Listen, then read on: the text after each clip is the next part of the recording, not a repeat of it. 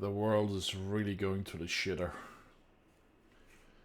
And if you look at the screen right now, that's the reason why. I've known for a long time that Trump was kind of like Putin. Egomaniac, whatever the word is. It's ego before anything else. But JD Vance, holy crap. If I've ever seen anything that makes me think somebody deserves a bullet, whew. But you can't say that, can you? Probably not. I mean, I could probably get away with saying Putin deserves one. Trump is single-handedly and currently fucking up the world order in a way that I would never have thought possible. It's, in lack of a better word, it's simply amazing how much damage he has done to the allies of the US in such a short span of time. I'm gonna roll this, and I'm gonna stop it mid-while and do a few comments on it, because this is a turning point in what's happening in the world. So this is the meeting in the Oval Office. I think it is the Oval Office between Zelensky, Trump, and fucktard Vance. 4 years in the United States of America, we had a president who stood up at press conferences and talked tough about Vladimir Putin, and then Putin invaded Ukraine and destroyed a significant chunk of the country. The path to peace and the path to prosperity is maybe engaging in diplomacy. We tried the pathway of Joe Biden of thumping our chest and pretending that the President of the United States' words mattered more than the President of the United States' actions. What makes America a good country is America engaging in diplomacy. That's what President Trump is doing. Can I ask? All right, so I'm just going to stop it here. I guess you can't really say that's completely wrong. Biden was definitely on defense about what to do, from my perspective. But the thing here is, what kind of diplomacy is this idiot talking about? I mean, they're talking about diplomacy will stop this. They're talking about diplomacy could have ended this. We're talking about a country that got invaded by another country. They're just taking away stuff from them. They're taking away land.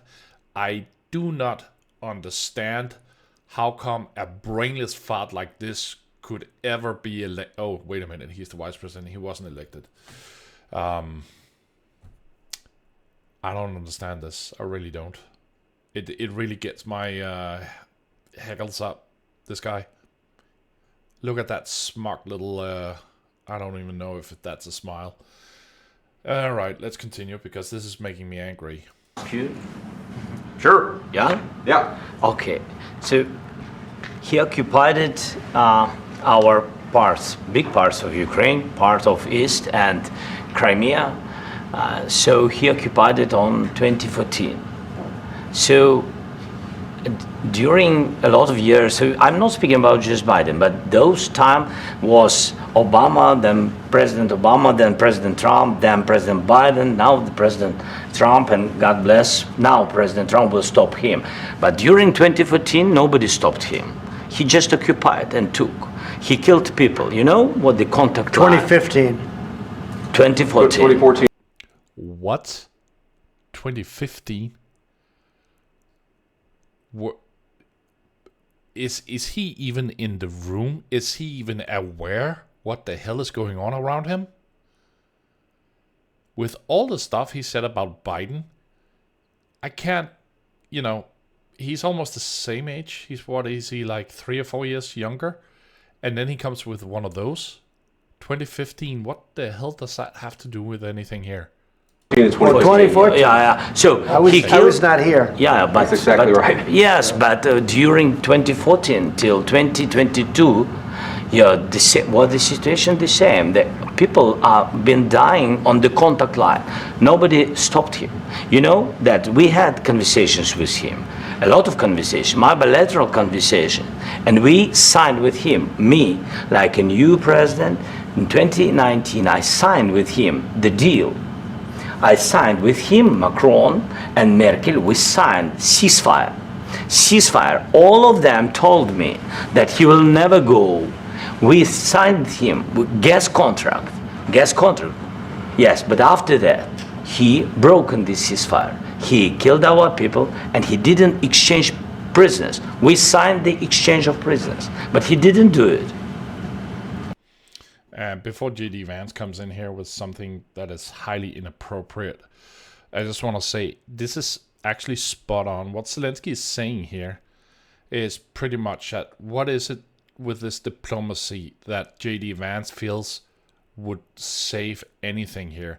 Because they already had diplomacy in this between 2014 and 2022. They signed the peace deal that he's talking about, rather not a ceasefire other than a peace deal. And some of the stuff in that was like, as Trump is asking for mineral rights for the help, one of the things about the not peace treaty, but a ceasefire was that Russia could deliver gas through Ukraine. And Putin just went up and went like, well, I don't want to honor it because now I'm going to take over Ukraine and I'm not even going to do it in a war. I'm going to do it in a military operation. Because that's what he called the war in the beginning. Like the first 2 years or something, it was a military operation as far as I remember.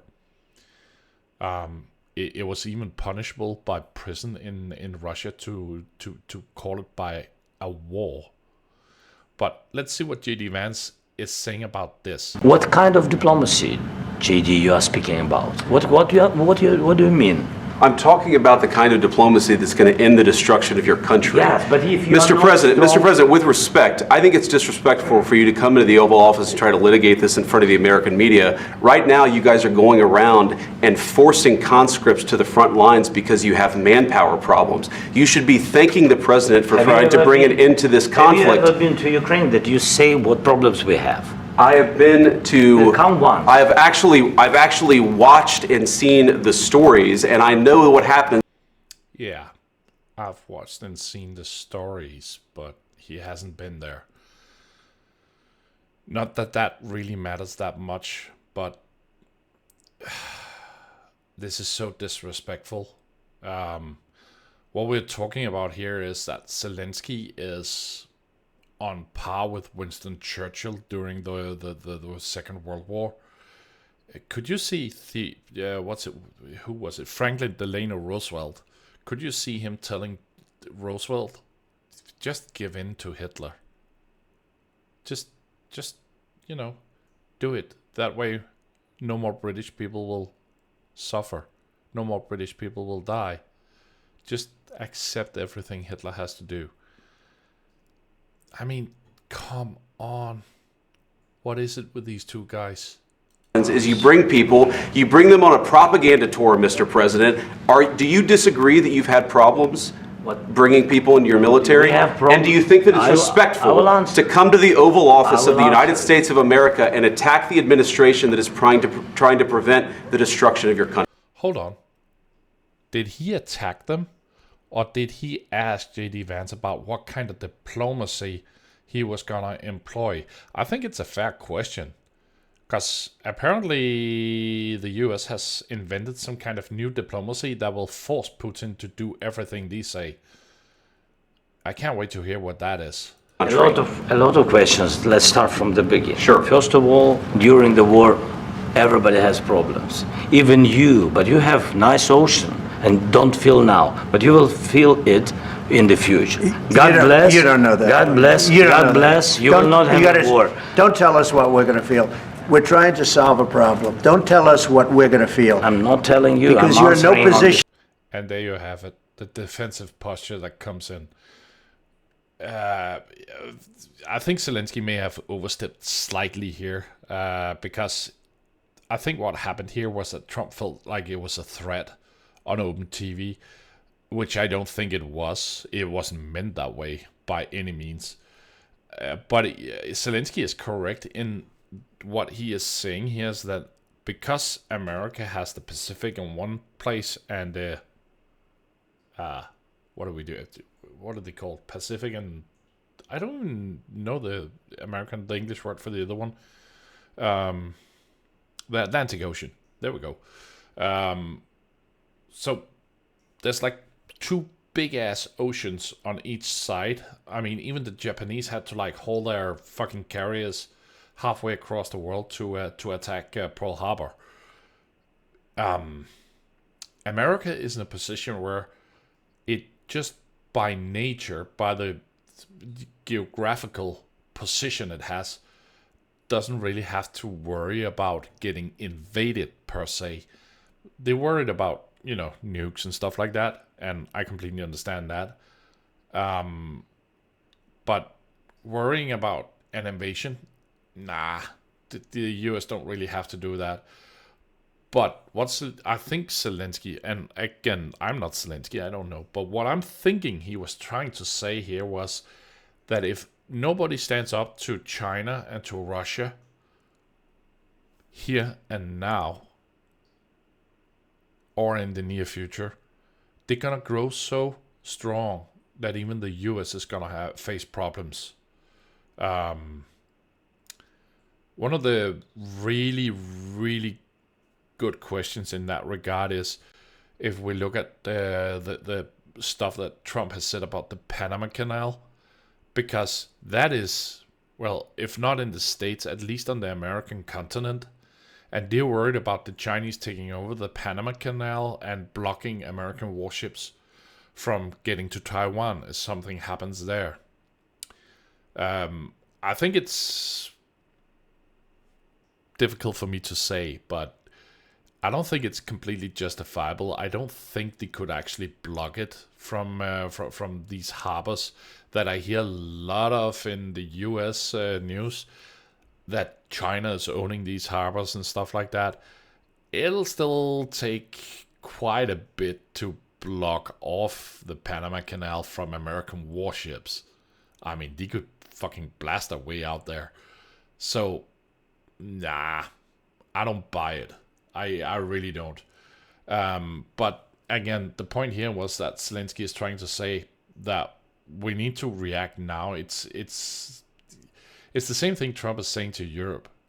And by the way, if Trump does deserve some credit, it is that he is correct. Europe has been slowpoking as hell in regards to building up military. And that is because they have relied way too much on NATO. There's no getting around that. I live in a country, small country, Denmark, which has virtually no army. I mean, we do have an army, but it's like, I don't know, even 10,000, 15,000 people or something like that. We have a pretty good Air Force. I would give it that. And we got the new F-35s, and we have a joint cooperation with Norway, Sweden, I think Finland too, where it's like kind of Scandinavian Air Force. And that works out pretty well as far as I know. One joint command for the Nordic countries. And I think that works out beautifully. Norway has F-35s. Denmark has F-35s. Sweden has one of the best planes ever, the Gripen, the Saab JAS-39, and Finland has F-35s, F-18 Hornets. So it's pretty strong, but even with that, we're not spending enough. In Denmark, we have like virtually no air defense, and now the government just allocated like 120 billion Danish kroner to fix that. And if I know the Danish government, it's gonna be a shit show.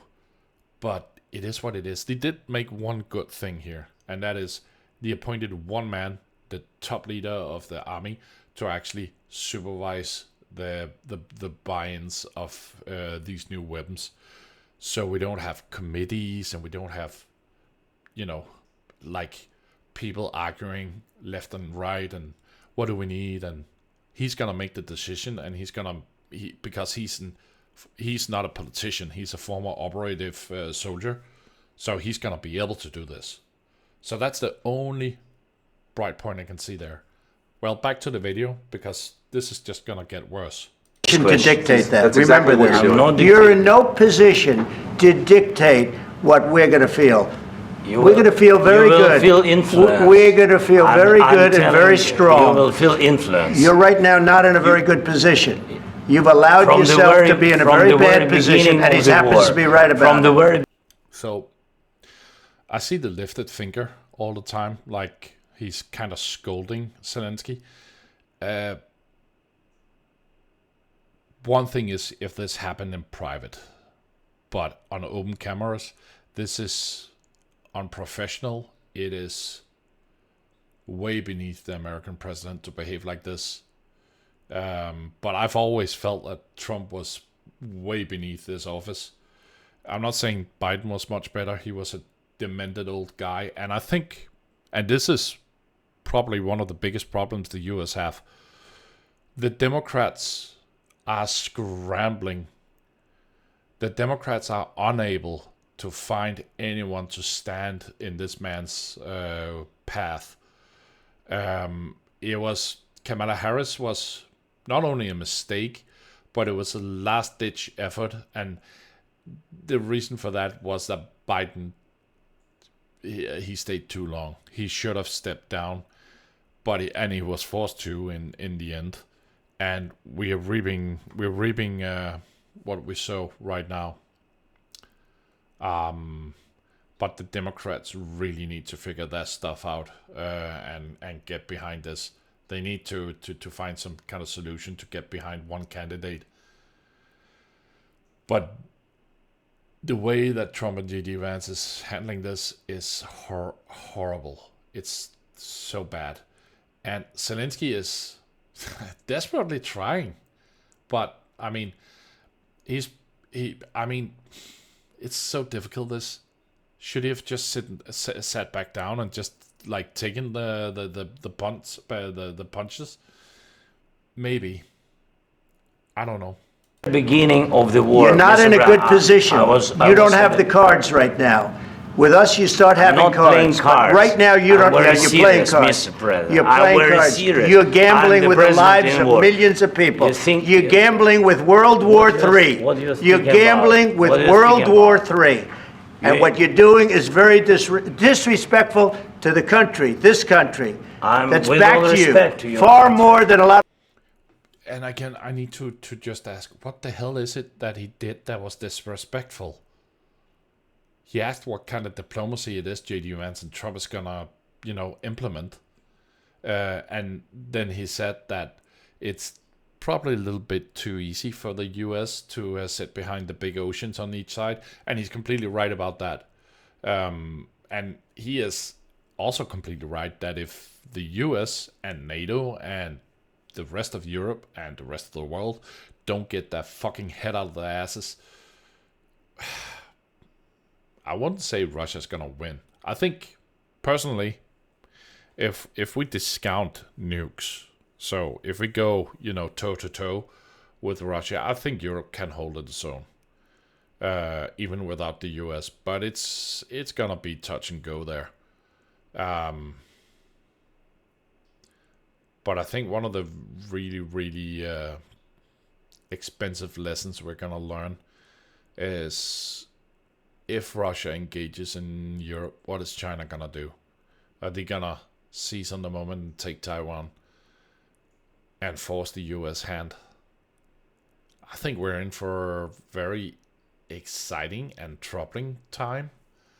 And I don't mean exciting in a good way. A lot of people said Where is they that? should have. Have you said thank you once? This entire meeting? No, in this entire meeting, have you said thank you? You went to Pennsylvania and campaigned for the opposition in October. Offer some words of appreciation for the United States of America and the president who's trying to save your country. Please, you think that if you will speak very loudly about the war, He's not speaking loudly. He's not speaking loudly. Yes. Your country's in big trouble. Can I Wait a minute. No, you've done a lot of... You think October. They should have. Have you said thank you once? This entire meeting? No, in this entire meeting, have you said thank you? You went to Pennsylvania and campaigned for the opposition in October. Offer some words of appreciation for the United States of America and the president who's trying to save your country. Please, you think that if you will speak very loudly about the war, you He's not speaking loudly. He's not speaking loudly. Your country's in big trouble. Can I Wait a minute. No, you've done a lot of talking. Your country is in big trouble. Oh, he's done a lot of talking. Okay. I know. You're not winning. You're not winning this. You have a damn good chance of coming out okay because of us. Mr. President, we are staying in our country, staying strong from the very beginning of the war. We've been alone, and we are thankful. I said thanks you haven't in been this alone. cabinet, you and haven't not been only alone. in this cabinet. We gave you, through this stupid president, $350 billion. You voted we gave for you your military equipment, You and you voted men for are your brave, president. but they had to use our military. Yes. What about? Oh my God. Holy fuck. Honestly, this is the first time I see the full thing. I'd seen the first 4 minutes before I started making this video. I haven't seen the full thing, and I'm just flabbergasted here. Trump is an imbecile. I mean, this is... What the fuck? This is an ambush. If you didn't have our military equipment, if you didn't have our military equipment, this war would have been over in 2 weeks. In 3 days, I heard it from Putin. In 3 days, this is something maybe new. less. In 2 weeks, of course, yes. It's going to be a very hard thing to do business like this. I tell you. Just say thank you. I said a lot of times to American people. Accept that there are disagreements, and let's go litigate those disagreements rather than trying to fight it out in the American media when you're wrong. We know that you're wrong. But you see, I think it's good for the American people to see what's going on. I understand, sir. I think it's very important. That's why I kept this going so long. You have to be thankful. You don't have the cards. Thankful. You're buried there. Your people are dying. Tell you you're again, running low on soldiers. Listen, please, you're running Mr. low President. on soldiers. It would be a damn good thing. Mr. And then you tell us, I don't want a ceasefire. I don't want a ceasefire. I want to go, and I want this. Look. It's again. He's like a little kid when you look at him. Holy shit. Zelensky is under attack from one of the greatest nations in the world. And I don't mean greatest in that way. From one of the largest countries in the world. Let's say it like that instead. It's one of the... I wouldn't call them superpower anymore because they've shown how bad they are at this. Russia has really shown how bad they are at this. And there is no doubt that America or the United States is way better at doing war. Because they have a lot more practice with all the little wars they've, had over the years. It's difficult for me not to point out the fact that America or the United States have no problem going into Afghanistan, Iraq, all the small places where the risk isn't really that big. But when it comes to, the big players, they don't really want to go into it with China. They don't really want to go into it with Russia.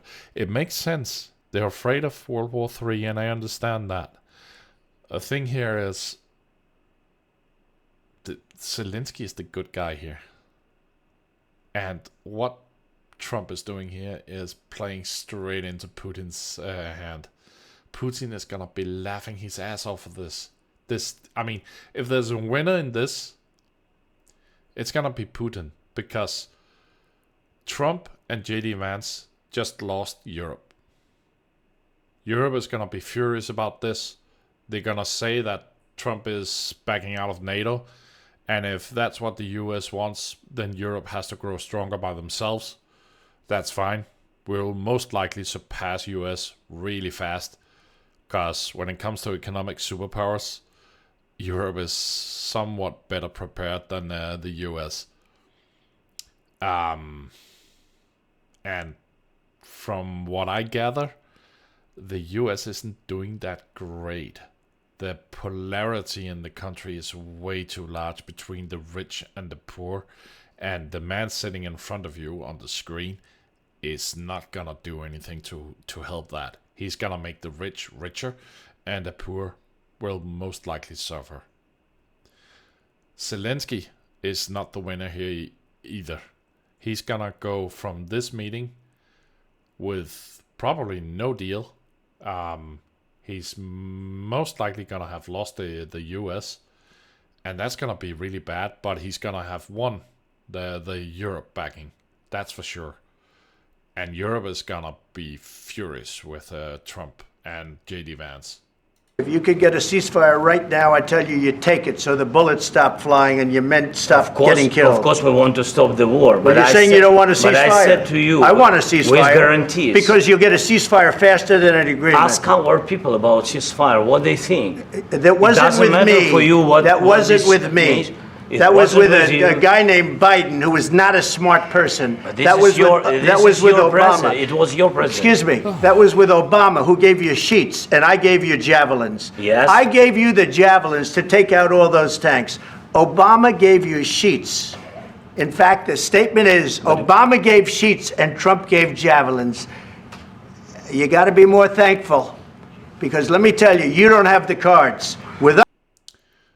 So, honestly, I thought it was Biden who gave a lot of stuff to the Ukrainians. Mainly because Biden was the president during this. Because the war has gone on for 3 years, and Biden was president for 4 years, and he just got, well, yeah, it was Biden who gave Ukraine all the stuff. So, the liar here, liar, ties red. I don't know what to say, because the world is breaking apart as we know it today. It's most likely gonna heal. It's most likely gonna be okay. But we're heading in for some turbulent years. With us, you have the cards. But without us, you don't have any cards. One more question. That is a very disturbing video, to say the least.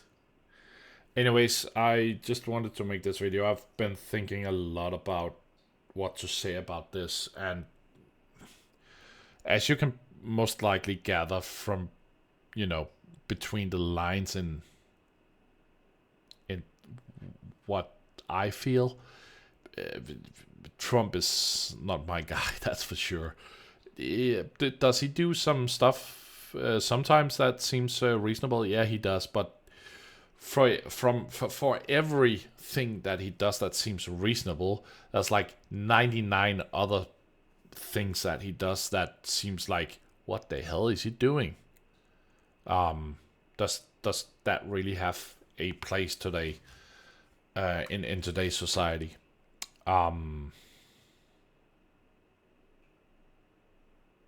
It's difficult to say what the world will look like in a few years.